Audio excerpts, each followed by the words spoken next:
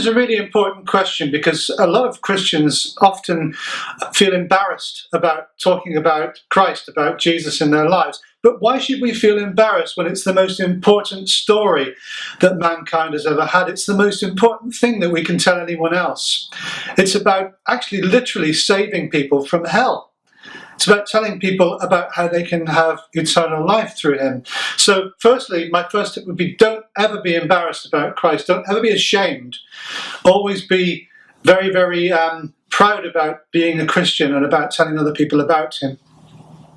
The second thing is, another tip, don't use frilly, flowery, ecclesiastical, liturgical language.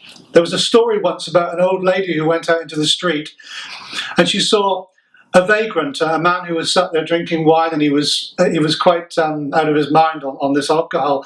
And she walked up to him and she said, "Sir, I perceive that thou art in the bonds of iniquity and art in need of sanctification and redemption." And he looked at her and he said, "Okie dokie," and carried on drinking. Didn't understand a word of it. And often when we talk to people, we use all this ecclesiastical language. Use the language that we always use when we communicate with each other. If you see a group of kids out in the street, don't go up to them and try and rap. That's like Dad in the disco, that ain't going to work. But just talk to them in normal language. That's important for all Christians to do.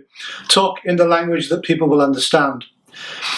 And I always remember this because there are 3 I's.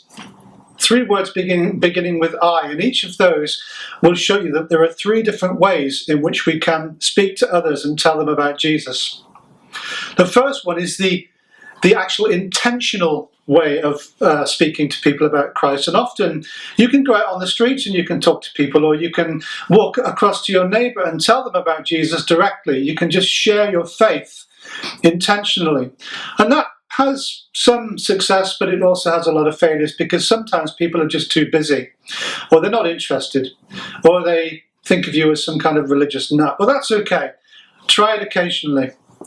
The second I is incidental. And there have been times when I've been at work and people have said to me, I don't know what this world is coming to, or, words to that effect. And I go, well, I do. And they say, what do you mean? And I say, well, it says in the Bible that, ... or, Jesus says that. And that's kind of an incidental type of witnessing, an incidental type of sharing your faith. But the third one's probably the most important one of all, and that's the inevitable. We've had the intentional, we've had the incidental. This is the inevitable. This is where your life shines out for Jesus, no matter what you do and what you say, because you're in love with him and you want to show through your living and through everything that you do that you belong to Christ.